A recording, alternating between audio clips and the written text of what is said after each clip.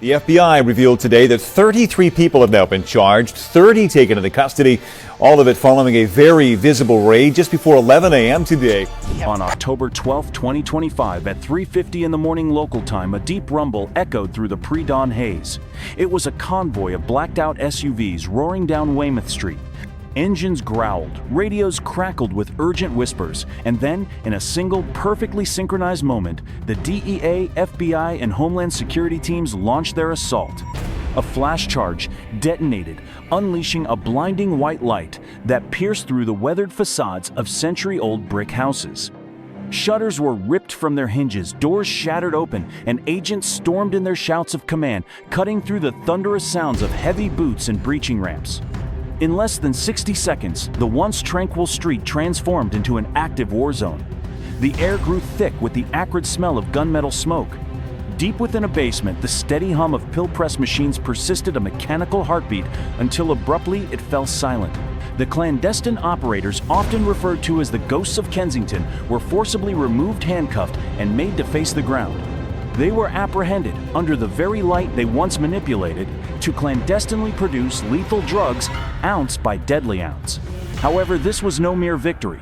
It was a profound revelation. What federal agents discovered inside transcended the expected fentanyl operation. It brought to light a sinister truth, a system meticulously designed to profit from societal breakdown, targeting communities, devastating families, and destroying lives one by one.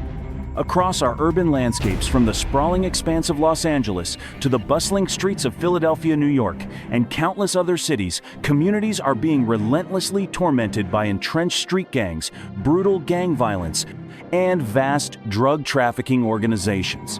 Kensington may be just one urban center, but the deadly scourge of fentanyl knows no boundaries. Therefore, a critical question emerges. How secure is your Times City from this threat? Share the name of your city in the comments below. They brought the drugs here, and now they want us gone. These internal demons, they just never rest. Nestled in the very heart of Philadelphia is a neighborhood that was once cherished for its hardworking families and peaceful avenues. Yet today, it has tragically transformed into the most perilous open-air drug market across the entirety of America. For countless residents' existence, here is an unrelenting daily struggle against the grip of fentanyl.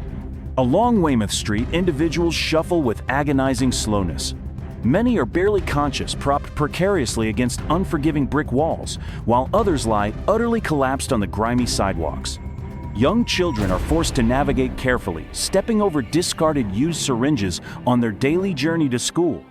Meanwhile, local residents meticulously keep their doors bolted shut even during the brightest hours of the day.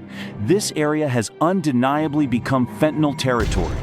Fentanyl is an extraordinarily potent opioid, estimated to be at least 50 times stronger than heroin. Tragically, individuals are unknowingly exposed to fentanyl, often believing they are taking another substance. Its extreme potency leads to a devastating consequence: people are perishing at truly unprecedented rates. Across the United States, fentanyl has insidiously permeated numerous facets of our nation's drug supply, contaminating various substances, notably heroin. Over a mere 12-month period, emergency medical services documented 27 reported overdoses within these very same city blocks. Violent robberies saw a sharp surge. Heartbroken grandparents discovered their grandchildren tragically pale on cold bathroom floors. Parents were forced to endure the agonizing pain of burying their sons before they even reached the age of 25.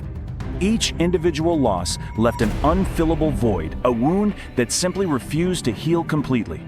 There is absolutely no justification for allowing this level of devastating chaos to engulf our communities, needlessly jeopardizing lives and placing countless individuals directly in harm's path. Indeed, every single loss carved out a profound void, a wound that consistently failed to fully mend. Kensington remained under the firm grasp of a sophisticated drug network, one that not only imported and manufactured but also distributed fentanyl on an alarming industrial scale. Every street was under constant surveillance, every corner aggressively claimed. Money and deadly poison flowed ceaselessly, hour by hour, day by day, year after relentless year. The pressing question evolved beyond merely, is this dangerous? The true query became how extensively has this crisis metastasized beyond Kensington's borders? Who were the architects of this devastation, and where exactly do the authorities stand? For a grueling 6 months, undercover agents meticulously tracked shipping containers rather than engaging with typical street-level dealers. This was far from simple street commerce. It encompassed large-scale importation complex production and wide-reaching distribution. All of this unfolded largely unnoticed within a neighborhood that remained entirely unaware of the scale of the operation engulfing it.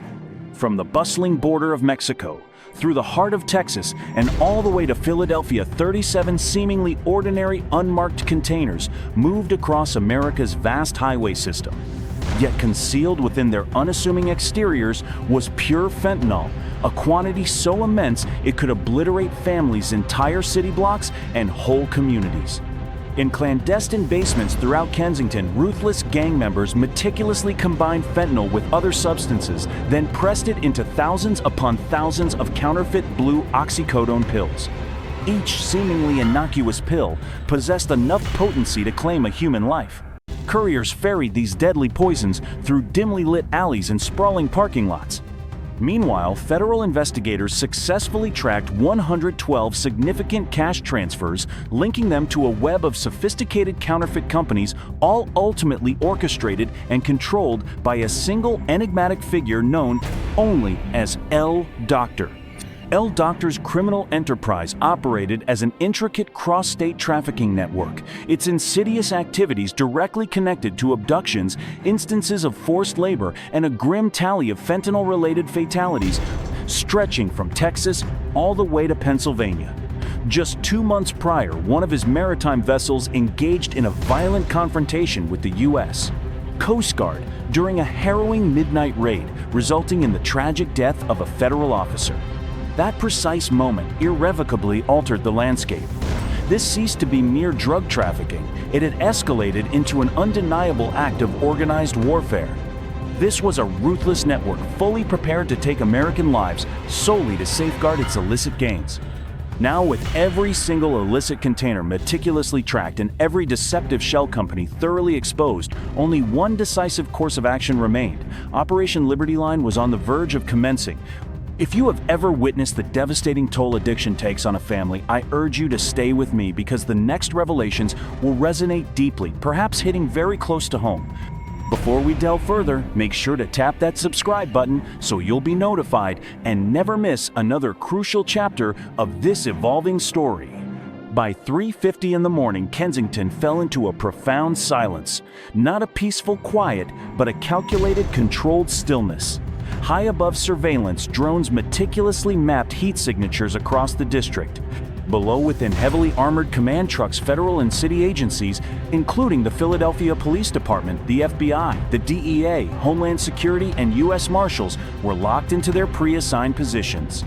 Months of painstaking, discreet surveillance had culminated into one singular, unyielding strike. This was not an outburst of chaos. It was a meticulously orchestrated act of enforcement. At precisely 3:50, the entire city collectively held its breath. From inside Mobile Command, Van's officers intently monitored thermal maps as they vividly illuminated.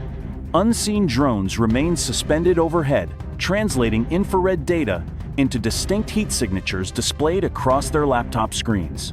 From their aerial vantage point, the emerging pattern was unmistakably clear: basements exhibiting peculiar activity clusters of vehicles congregating in alleyways, and a group of industrial structures that bore little resemblance to actual warehouses.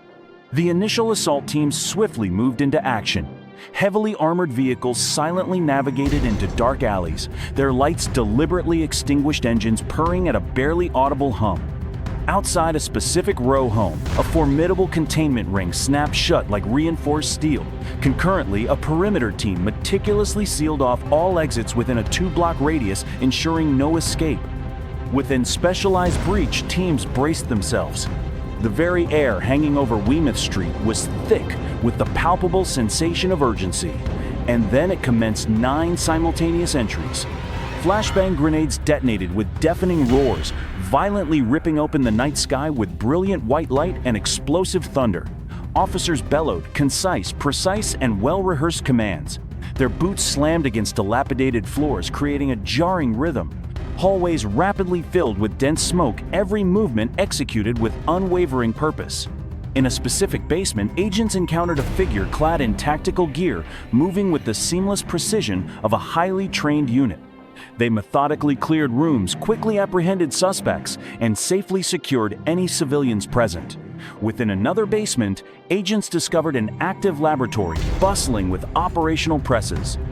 These machines churned out countless pills, transforming deadly poison into deceptively innocent-looking medicine.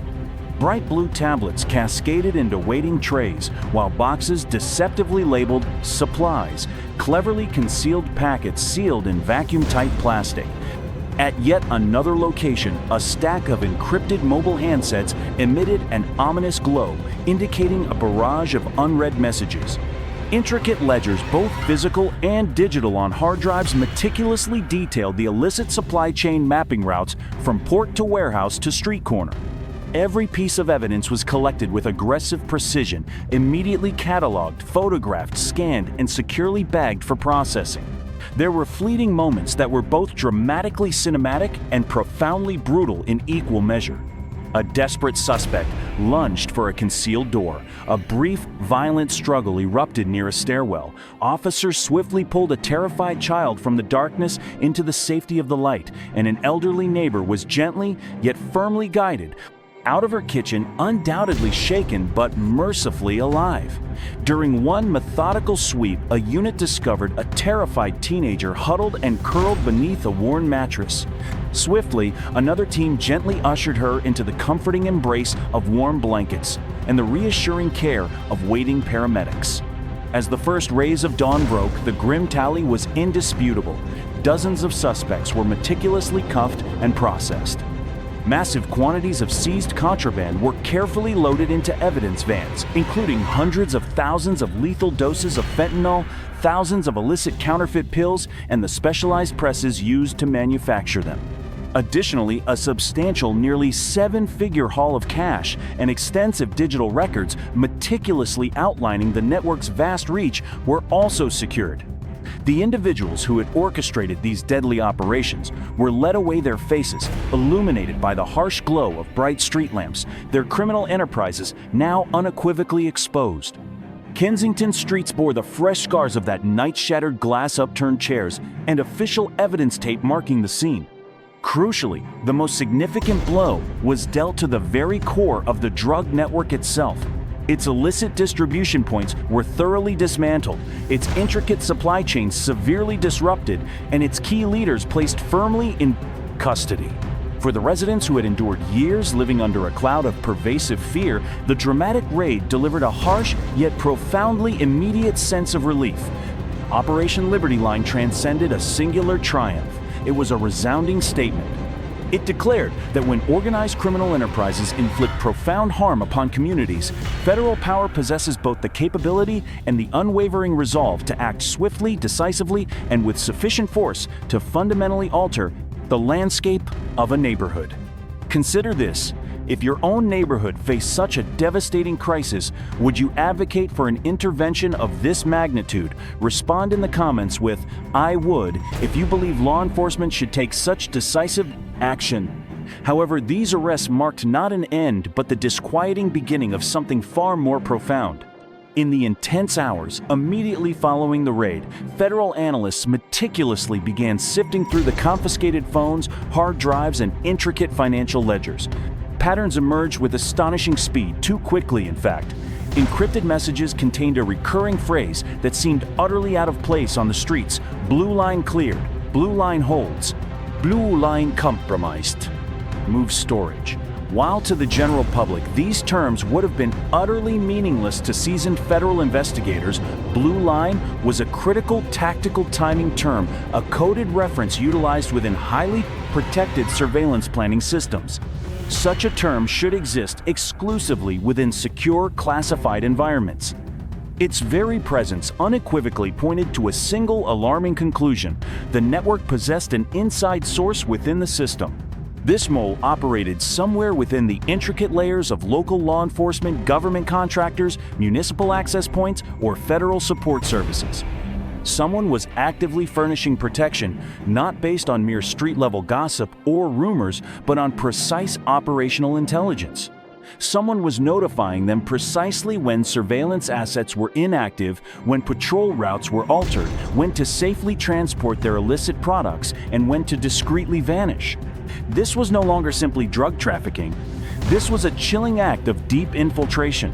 Over the subsequent 72 hours, investigators relentlessly pursued a complex web of digital fingerprints, routing numbers, detailed Wi-Fi handshake logs, distinctive VPN signatures, and records of card swipes into restricted government areas. The intricate trail led not to low-level dealers, but to the hallowed halls of offices, clean desks, and secure building identification badges. 5 key individuals were identified and apprehended: sophisticated logistics brokers, high-level financial facilitators, and specialized IT personnel, all intricately linked to the deceptive shell companies. These individuals never physically handled fentanyl. They didn't need to. Their role was to safeguard the operation. In a synchronized operation, their substantial assets were seized within the same hour. Homes were frozen, bank accounts instantly locked, and vehicles impounded.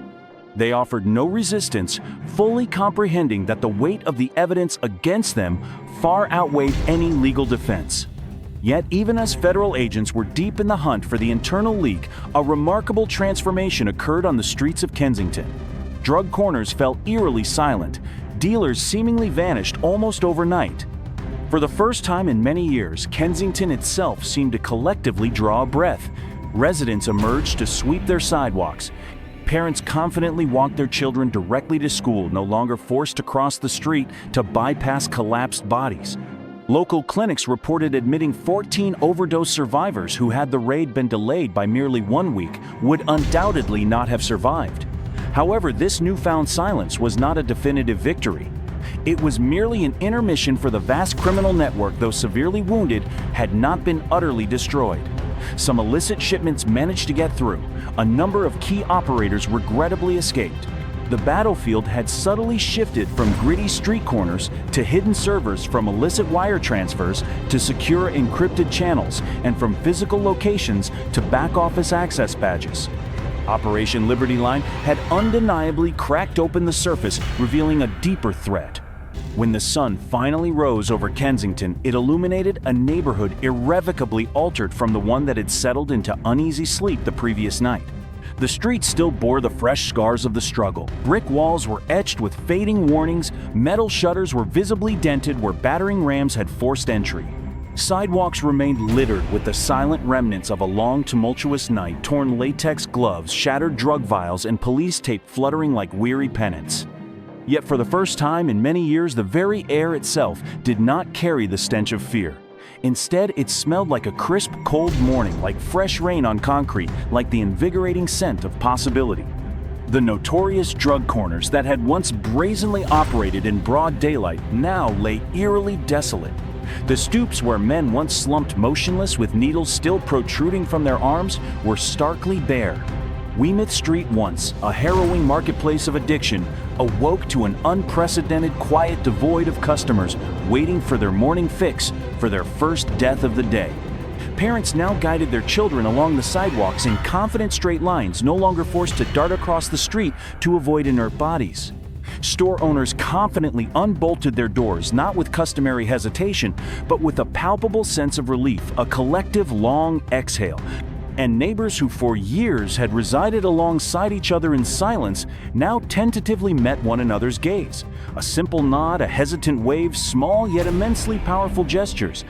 It was the silent affirmation of survivors, acknowledging their continued presence. This was not yet peace. It was merely the genesis.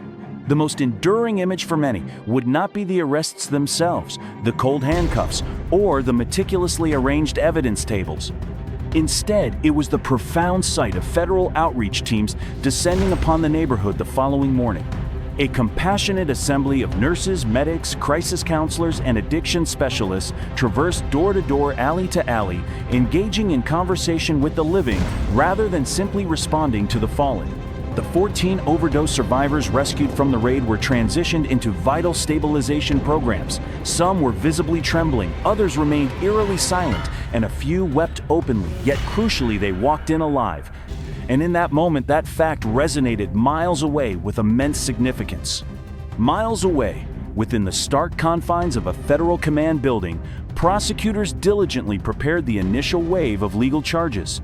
47 individuals were formally booked, and an additional 12 were immediately indicted on charges related to trafficking and organized distribution. 5 high-level financial operatives found themselves stripped of their homes, vehicles, bank accounts, indeed everything they had illicitly amassed through death and despair. Yet not a single person in that command room celebrated. For every individual, there grasped a profound truth that most never truly confront. A police raid concludes in a single night, but true recovery spans entire seasons, and a war of this nature demands generations. Kensington, though liberated, remains vulnerable. There will undoubtedly be earnest attempts to restore what was ravaged. There will be countless families still agonizingly awaiting the return of loved ones who may never come home. There will be dark nights when the chilling tendrils of fear seek to re-establish their grip. But one truth fundamentally changed the neighborhood, awakened to the realization that it has not been forgotten or abandoned. And America unequivocally conveyed that it will not concede its streets. Operation Liberty Line was far more than a mere takedown. It was a powerful message articulated through decisive action, not hollow rhetoric. This sacred ground unequivocally belongs to the resilient people who call it home, not to the insidious grip of fentanyl, not to the paralyzing shadow of fear, and certainly not to those predatory individuals who shamelessly profit from human suffering. As long as there are communities brave enough to rise and stand firm, there will always be fellow Americans prepared to stand shoulder to shoulder with them. And understand this, what you have witnessed was merely the overture. As a new dawn broke over Kensington, it revealed streets that were quiet, still scarred, yet undeniably free. The shattered glass, the lingering evidence tape, the battered, torn walls. These were not merely remnants, but potent reminders of the sheer will it took to reclaim this territory.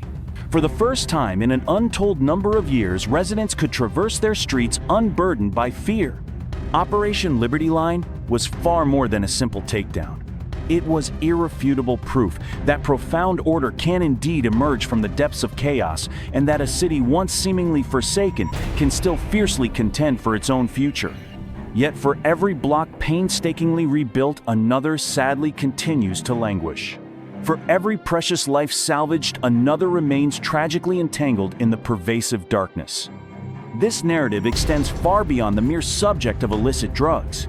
It is a stark examination of the profound cost of collective indifference and the immense courage required to simply care again. The protracted war against fentanyl will not conclude in a single night. However, true change begins the moment we collectively refuse to avert our gaze. So if this powerful story resonated with you, please consider sharing it widely. If you steadfastly believe that America possesses the fortitude to stand resilient against the toxic blight that threatens to tear it asunder, then let your voice rise and be heard. Share your reflections in the comments section below, and for more compelling narratives that illuminate the relentless battle for our streets, our families, and the very fabric of our future, subscribe to our channel, because this isn't solely Kensington's story. It is in every profound sense our shared struggle.